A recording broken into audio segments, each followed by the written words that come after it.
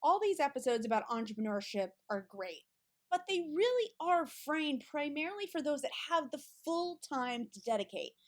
So, what do if you have a 9 to 5 that you love, a career you don't want to give up, or you simply just have to stay in working a full time job, but you still want to have either a side hustle or develop your own personal brand or lay the foundation for a business? That is exactly what this episode is going to target in today. I have been grateful and lucky enough to secure an awesome guest.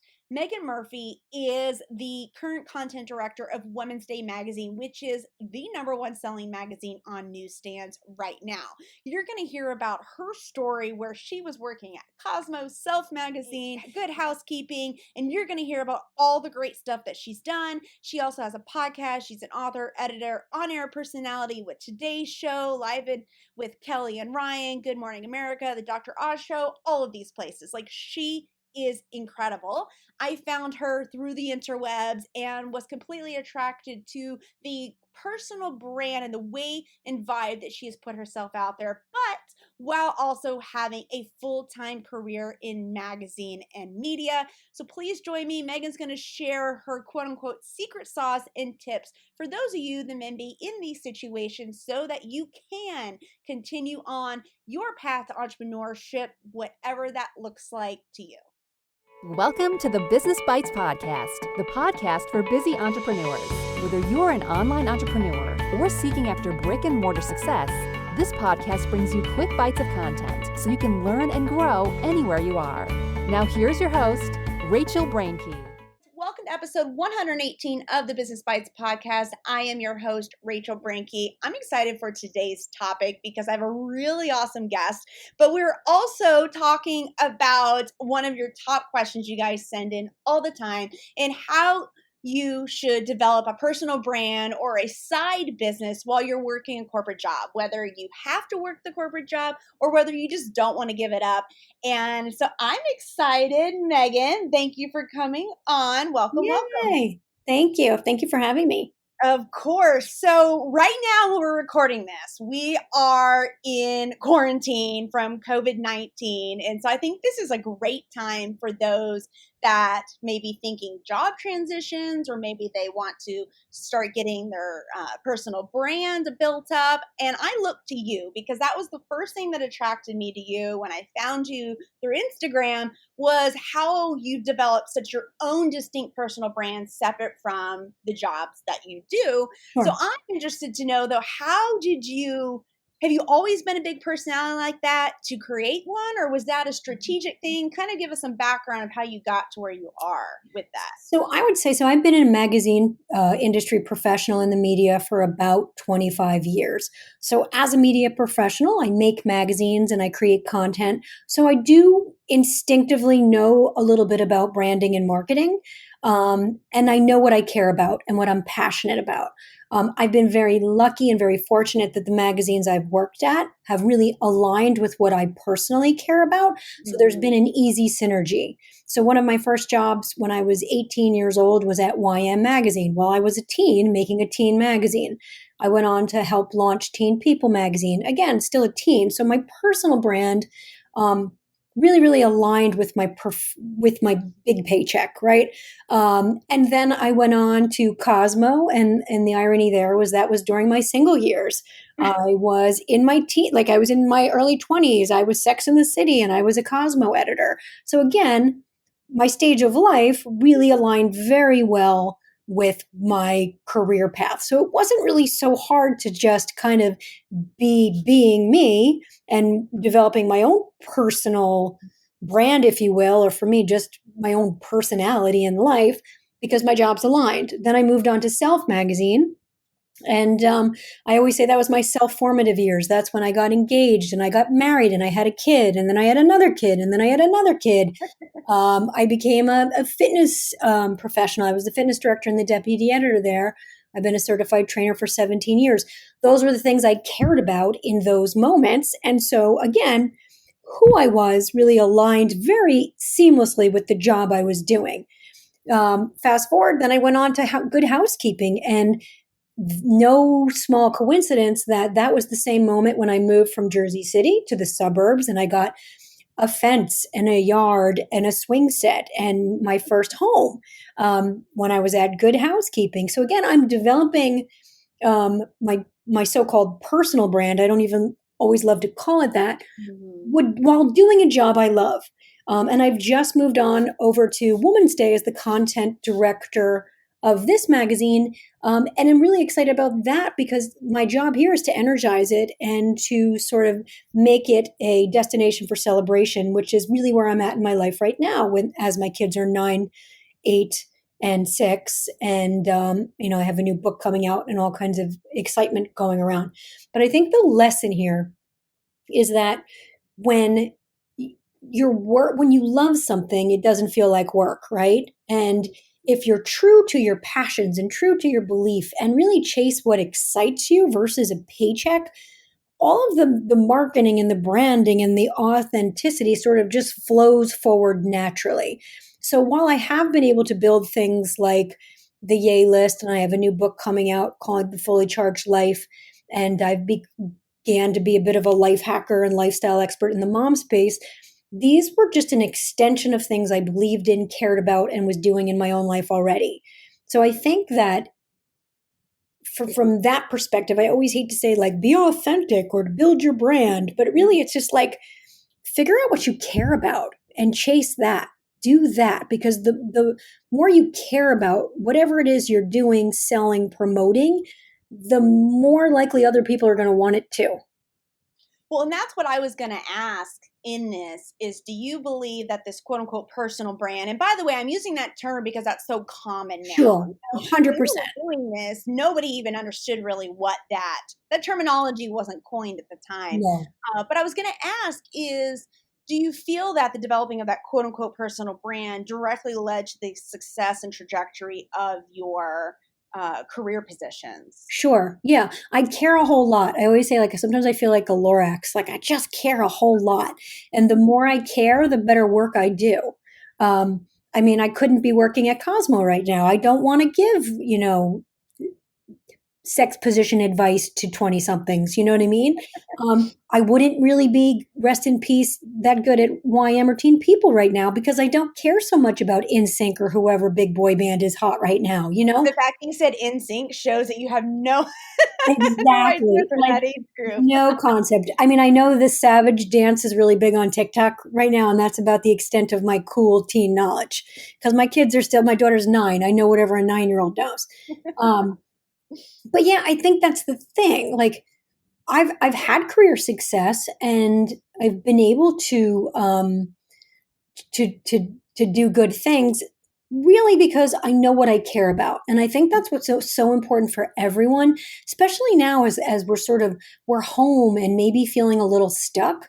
Like, what do you care about? What do your friends come to you for and ask advice about?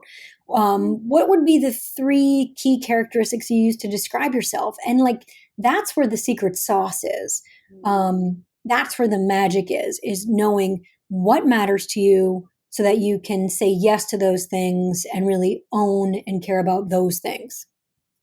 And what's interesting is I was drawn to you for your energy. And I knew you kind of through a mutual friend, but then it was the energy that kept me there. And at the time of my life, when I found you, I was craving that sort of energy. Mm-hmm. So even as you're talking, it doesn't necessarily even have to be a topical thing. It could be energy. It could be the vibe that you're putting out. 100%. Mm-hmm. Well, and I will say this. So I think our mutual friend is Dorothy, who's an incredible human, and we sort of found each other. And a lot of so I also think there's this weird thing of making your mess your message. I lost my father to pancreatic cancer, and it was really, really hard and fast and furious and down and dirty and awful. And in getting through that, I started something called Operation Good Grief. And it was really just an exercise for me, a selfish exercise to find something that didn't suck every day and document it. And so I would take a picture of daffodils at the end of my walk, or a really beautiful sunset, or foam on a latte, a rainbow, a drawing that my kids made. And I would post it on Instagram with that hashtag, Operation Good Grief. It was an exercise to help me find to find positives, to find reasons for being. I had 3 kids who depended on me, and I was really down in the dumps. And it was a very dark, hard period in my life. My dad was my guy. Never thought I would lose him that way. And so soon, he was 66 years old. Wow. And by putting myself out there and by starting this exercise for me, I connected with so many people like Dorothy, who was also going through loss, who said, hey, you know what? This is working for me too. And that was an exercise that I kept up for 2 or 3 years before it really started to click with me. And I began to retrain my brain to see the positive more easily. Well, that was an exercise of self-help, right? I didn't know that would lead to a book deal and a standalone Instagram, etc. So the message there is that when you pursue what matters to you and you pursue self-care and being like the happiest, healthiest version of you, good things happen and surprising things happen in surprising ways. So my book is called The Fully Charged Life, and it is a radically simple guide to having endless energy and finding the yay in every day. And that was really born from, me working through my shit publicly, right? And like all of the lessons I've learned along the years as a magazine editor, interviewing different experts, meeting different people, and all of that. So, right, like I didn't set out to write The Fully Charged Life 10 years ago. And it wasn't like, and then I'm going to write this book called The Fully Charged Life. I was living my life to the best of my ability, and good things came of that because I always sort of approached everything with confidence, kindness, and openness. What would you tell someone who's listening that's like, all right, great, I'm on board, I want to be authentic, I want to put out either content or vibes or energy into the world, but they don't necessarily embrace the as full transparency as you've provided? I mean, what were some tips to maybe help them navigate how much to share, how much not to share? Because some people are just more personal in nature. Oh, sure. And that's just my journey. I think the key is to figure out what you care about, what really, really matters to you. Because when you can make like that thing, whatever that is just really get you excited, that you can't wait to share with other people. Maybe you have this like amazing talent for making, denim jackets with incredible embroidery. Like you have this secret talent or you have this secret passion, and that's what you want. Like that's going to be your side hustle. That's going to be your business.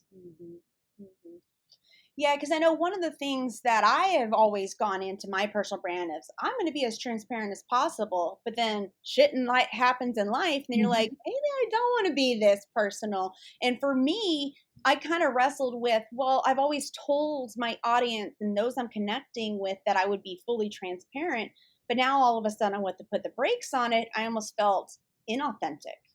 Well, here's the thing. I think that you don't have to share with the world, but you do have to share with someone. So for me, I'm very comfortable sharing publicly because I call it living with my cab light on, and I find the more open I am, the more cool experiences or rides, if you will, that I'm able to go on. It's like, imagine you can't get on a cab if the light's not on. For me, the more open I am, the more willing I am to share, the more incredible connections and experiences I seem to attract. But you don't have to put yourself out there in a super big way. I mean, you just need to say whatever it is out loud to someone. I can remember a friend saying to me, like, I have this passion and I really I'm just going to go out on a limb and I would love to do X. Well, the second you say it out loud, you begin to own it. You begin to believe that you can do it because you've put it out in the universe. So tell the grocery store clerk who can't really tell anybody beyond that, or tell the mailman, tell somebody, obviously from 6 feet away, but tell somebody, because saying what you want, saying what you care about out loud is such an act of bravery that begins to put things in motion. I think that sometimes just having the courage to want something different than you currently have is all it takes, is just take it that one step toward, you know what? I've always wanted to have my own Etsy boutique, or you know what? I've always wanted to be a dance instructor, or I've always wanted to fill in the blank. Tell somebody. I mean, I can remember working at Cosmo and flipping through an issue of Self magazine and saying, I want to be the fitness director there someday.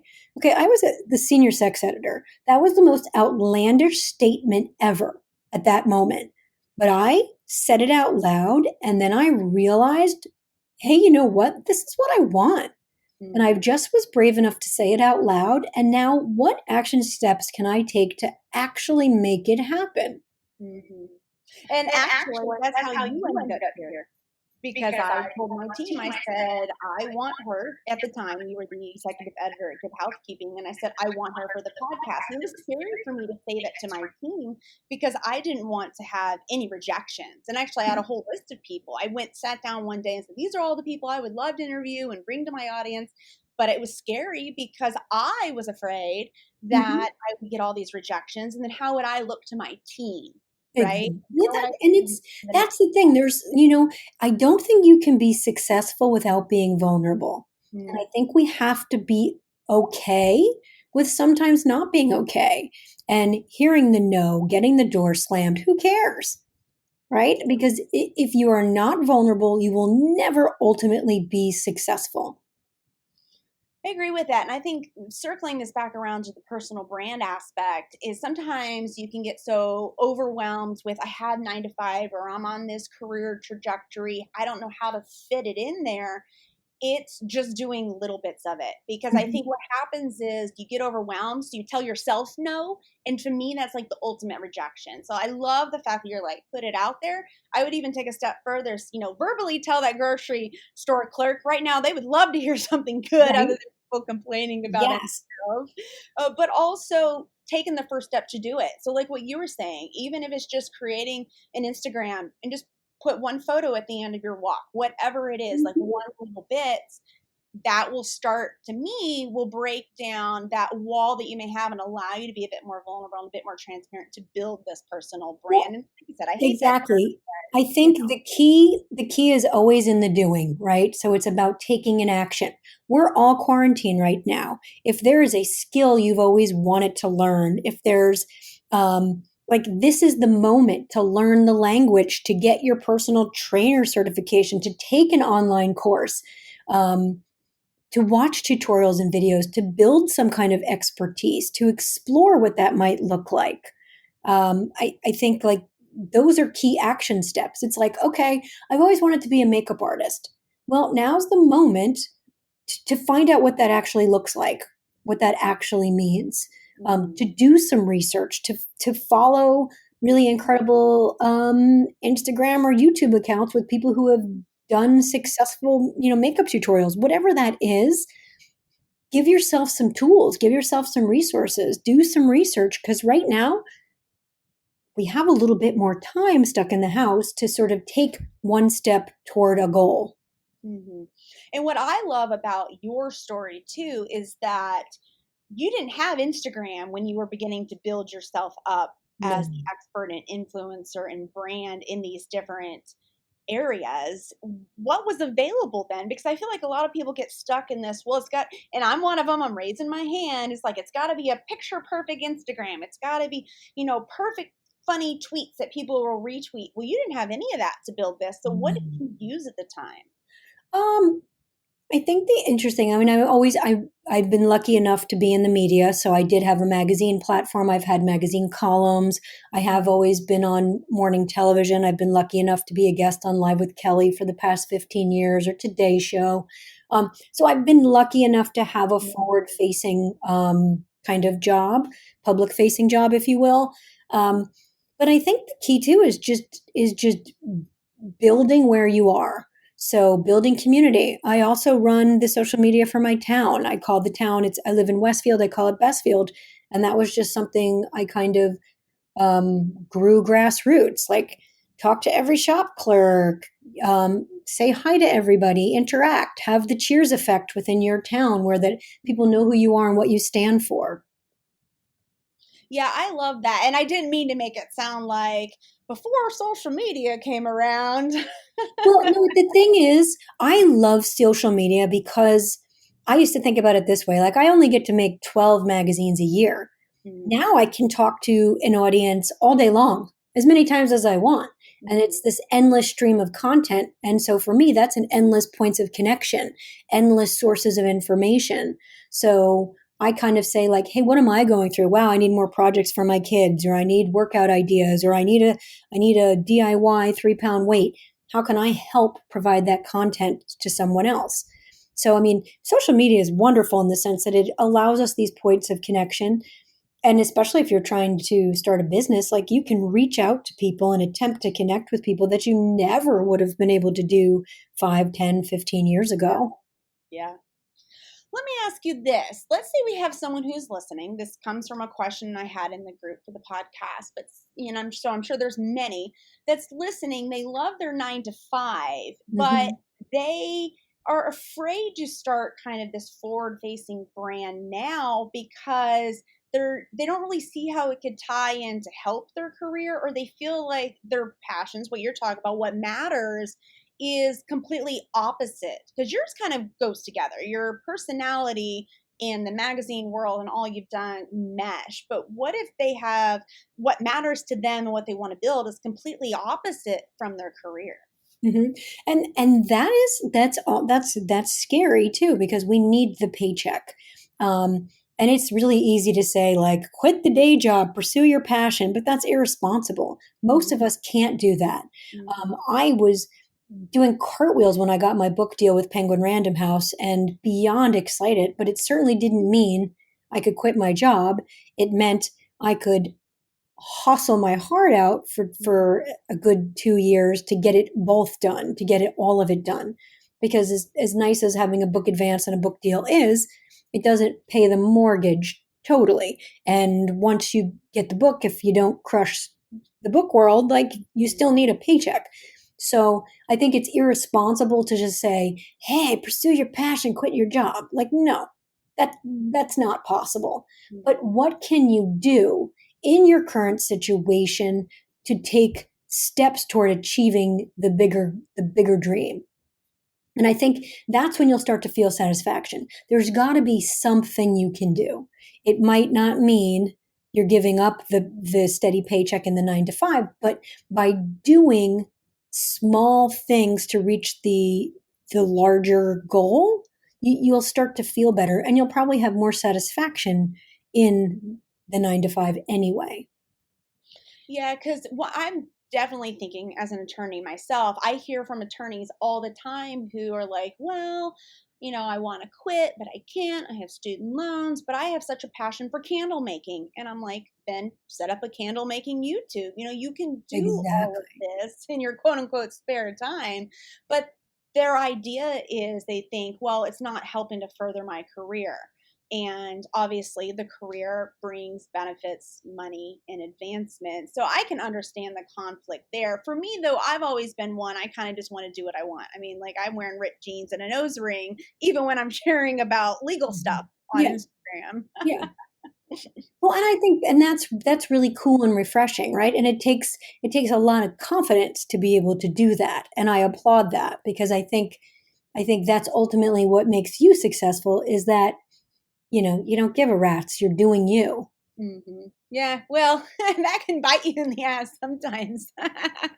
But yeah, no, I get what you're saying. But so that's a great piece of advice. And, there may be concerns. Some of you might have a career that's really sensitive and you can't put yourself out there publicly. I know people Mhm. in certain fields that they just can't do it.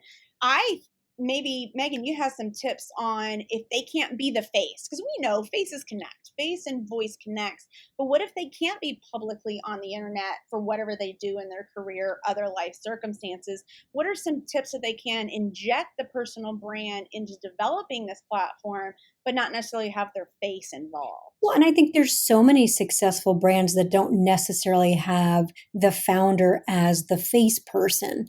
I think it's have a mascot, have a really compelling spokesperson. Maybe that's your kid or your neighbor or your husband. It doesn't have to be you. So many people that are entrepreneurial and creative aren't comfortable with any kind of spotlight, regardless if it's appropriate for their job or not. So I think that don't think that that has to be you. You don't have to necessarily be the face of the brand. I think you can put forward a product, an idea, or a service without necessarily saying, hey, look at me. Because so many people are not comfortable with that, and that's also okay. Mm-hmm. One of the things that I've done with my brands, I'm obviously okay with being personal front and center, but with each of my different businesses, I have an end goal of one day, that's my retirement plan. I plan to sell it off. So I've made steps to be very purposeful and starting out with me at the front, but then transitioning and kind of removing myself and putting more of like what you just talked about front and center so I could easily sell it off or pass it off to somebody else later on down the line, and it's not so intimately connected to me. Yeah, so I think that's really smart. I'm also of the mindset like the time is now, tomorrow may never come. So as important it is, you don't want to totally push off your dreams. And I think that what you can be doing right now is also super important. Love it. These are great. You have answered all the top ones that I wasn't sure how to answer these for the audience since I'm not working a 9 to 5 now. Instead, it's 24 hours a day because, surprise, that's what building a brand and all that can sometimes feel like.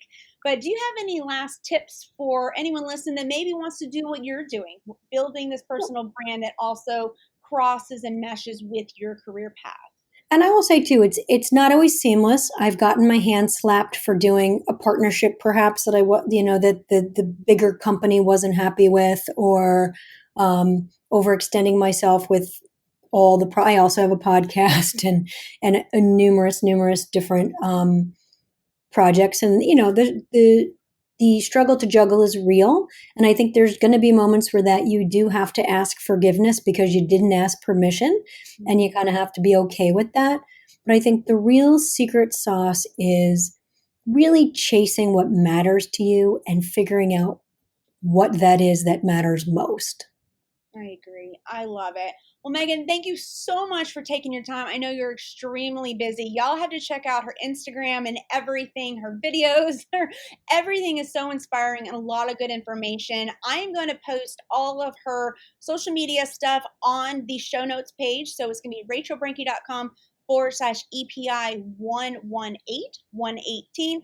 And we will also update whenever your book comes out in spring of 2021. We'll update it there. And maybe we'll have you back to talk a little bit about it. So I would love that. Thank you again so much for coming on. And guys, make sure you dig into the Facebook group, Business Bites Podcast, so that we can have a discussion with other people that may be going through the exact same situation that we talked about today. And I'll see you guys there. Thanks for joining Rachel on this episode of the Business Bites. For show notes, a list of recommended tools, or referenced episodes, you can find them at businessbitespodcast.com. Until next time.